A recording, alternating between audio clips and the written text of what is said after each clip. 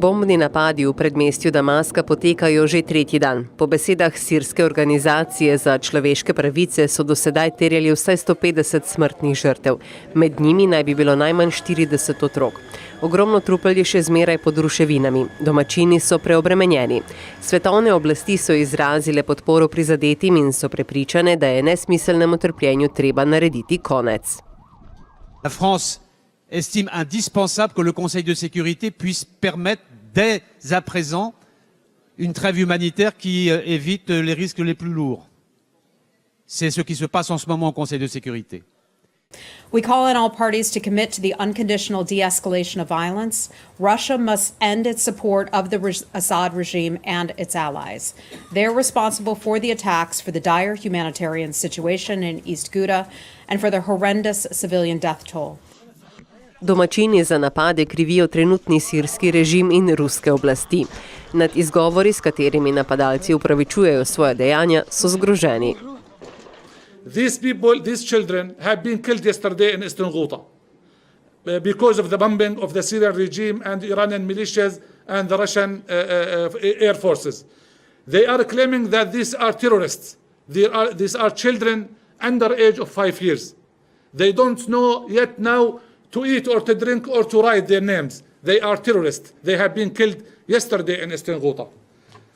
These are another examples of children and the future. Can we imagine the future of children in the auspices of the current Syrian regime? Sicer pa ni prvič, da je predmestje Damaska napadeno. Prve napade je doživelo že leta 2013 in sicer s kemičnim orožjem. Ti so ostali v spominu domačinov kot najhujši tovrstni napadi v sodobni zgodovini. What's happening in Ghouta is a war crime. International law is very clear on the matter. But in Syria, the implementation of international law doesn't exist. It is difficult for our people inside Syria to understand how come no one is coming to their protection despite the use of chemical weapons, barrel bombs, and the siege and starvation policy of the regime. All international red lines have been crossed by the regime, but yet there is no accountability.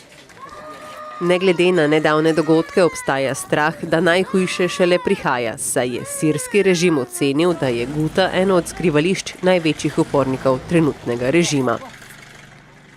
C'est vrai que la situation en Syrie se dégrade considérablement.